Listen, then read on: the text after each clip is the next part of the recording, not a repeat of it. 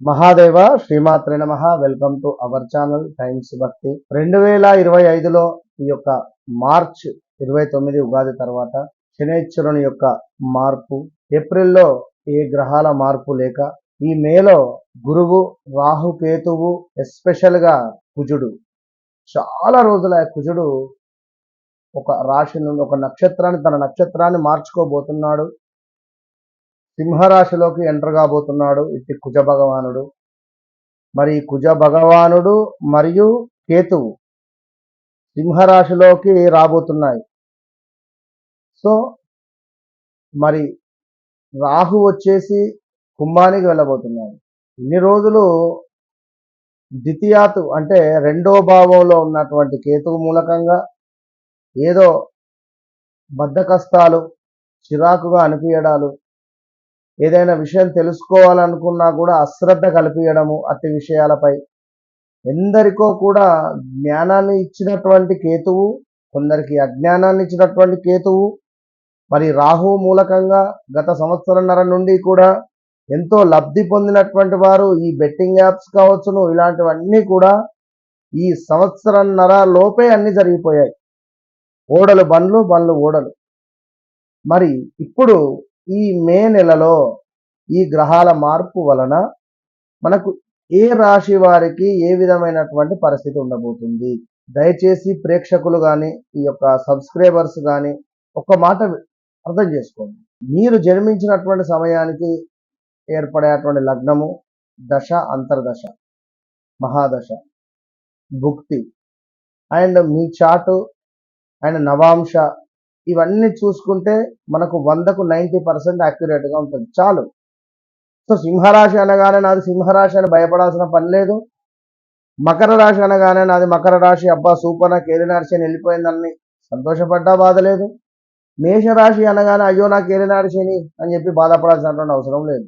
ఏదో ఒక సంఘటన జరుగుతుంది, జరగదని కాదు. జాబ్ రిలేటెడా లేదా మెరిటికల్ లైఫ్ సంఘటన మాత్రమే జరుగుతుంది ఏదో ఒకటి. అటు ఇప్పుడు ట్రావెల్ చేసే సందర్భంలో కారులో పెట్రోల్ అయిపోతుంది, అంత మాత్రాన మనం అయిపోయిందని బాధపడాల్సిన పని లేదు కదా.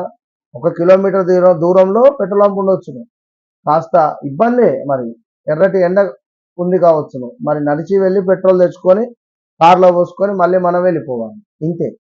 కనుక ఏ రెమెడీ ఏంది, ఎట్లాంటిది అనేది ఎవరి జాతక రీత్యా అనేటువంటిది చూసుకొని ముందుకు వెళితే బాగుంటుంది. మరొక విషయము, నామకరణము అంటే జన్మనామం ప్రకారంగా పేరుండడం వేరు, వ్యవహారిక నామం ప్రకారంగా పేరుండడం వేరు.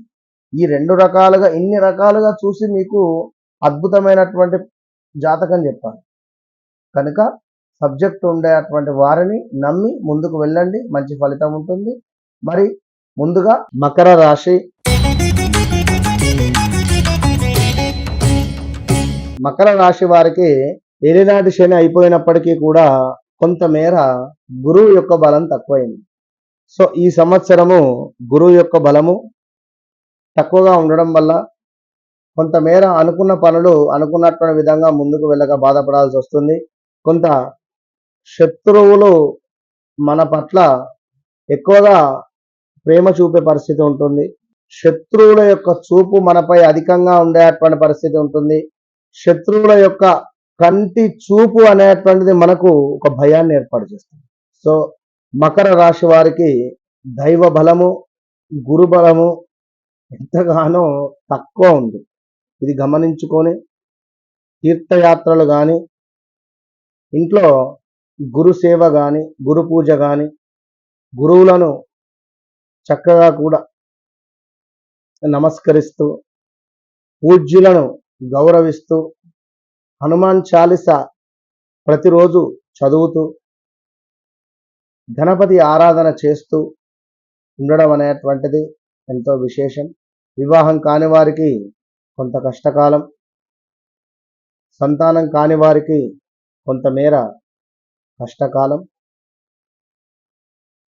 అదేవిధంగా మకర రాశికి సంబంధించినటువంటి భార్యాభర్తలలో ఎవరికైనా ఒకటి అనారోగ్య సమస్యలు వచ్చేటువంటి పరిస్థితి ఉంది. ఇంకను మకర రాశి వారికి ఇంటికి సంబంధించిన నిర్మాణాలు ఏమైనా ముందుకు వెళ్ళక ఇబ్బంది పడేటువంటి పరిస్థితి ఉంటుంది. 24లో చకచకా పనులు ముందుకు వెళ్ళినాయి. 25లో కొంత ఇబ్బందికరంగా ఉంది. అది మాత్రం గమనించుకోండి. మరి మకర రాశి వారికి కొంత అనారోగ్య సమస్యలు, దీంతో పాటుగా సమాజంలో కొంతమేర మంచి పేరు ఉండేటువంటి వారికి చెడు పేరు రావడము ఉండేటువంటి పరిస్థితి కూడా ఉంది. కొమ్మన లేక పొగబెట్టేటువంటి పరిస్థితి ఉంటుంది మకర రాశి వారికి. సో ఎవరైతే మకర రాశి వారు వివాహ ప్రయత్నంలో ఉన్నారో కాస్త ఆగండి. ఒకవేళ మీ వ్యక్తిగత చార్ట్లో సప్తమ భావం కానీ 12వ భావం కానీ నడుస్తే వివాహానికి ముందుకు వెళ్ళండి. ఇక వ్యాపారం కొంచెం బ్రేక్ తీసుకోండి. మొన్నటి వరకు కూడా 7.5 సంవత్సరాలు 8 సంవత్సరాలు కూడా ఏలినాటి శనికి సంబంధించి ఎంతో ఇబ్బంది పడి ఉన్నారు. ఈ ఒక్క సంవత్సరం ఓపిక పట్టండి. నడిచేది నడవనివ్వండి బండిని. ఎందులోనూ కూడా కొత్తగా మీరు కాళ్ళు పెట్టకండి, తలను దూర్చకండి. కొత్త పనులకు శ్రీకారం వద్దు వద్దు వద్దు. 2026 మే తర్వాత మీరు అద్భుతంగా ముందుకు వెళ్ళండి. ఎందుకంటే ఈ సంవత్సరము కొంత మనకు రాహువు కేతువు మార్పు, గురువు 2 సార్లు మారుతున్నాడు. మళ్ళీ ఈ యొక్క మనకు అక్టోబర్ నవంబర్లో గురువు మరలా కూడా వెనక్కి వెళ్ళి ముందుకు వస్తాడు. ఒకవేళ అప్పుడేమైనా ఒక 2-3 నెలలు కొంత పర్వాలేదు అనేటువంటి విధంగా ఉంటుంది. అదైతే గమనించుకోండి. ఒక 2-3 నెలలు మాత్రము ఈ యొక్క మకర రాశి వారికి కొంత యోగదాయకము. అక్టోబర్ నవంబర్ కానీ ఆ సమయంలో అప్పటికి మళ్ళీ అప్పుడు చెప్తాను నేను. అప్పటి వరకు కొంత ఓపికగా ఉండేటువంటి ప్రయత్నం చేయండి. ఇక విదేశీ ప్రయత్నాలు కానీ ఏడున్నా కూడా మకర రాశి వారు కొంత సైలెన్స్గా మీ పని మీరు చేసుకోండి. ఏమి మాట్లాడకండి. మీరు ఉన్నామా లేమా అనేటువంటి విధంగా ఉండండి. కోపము తక్కువ చేసుకోండి. అదేవిధంగా ఎదుటి వారు 10 విషయాలు మాట్లాడితే మీరు ఒక 2 విషయాలు మాట్లాడేటువంటి ప్రయత్నం మాత్రమే చేయండి. ఎంత మేరకు మీరు సైలెన్స్గా ఉంటే అంత మంచిది అనేటువంటి విషయాన్ని గమనించుకోండి. మకర రాశి వారు ఎక్కువగా కూడా తీర్థయాత్రలను సందర్శించండి. అంతే. All the best.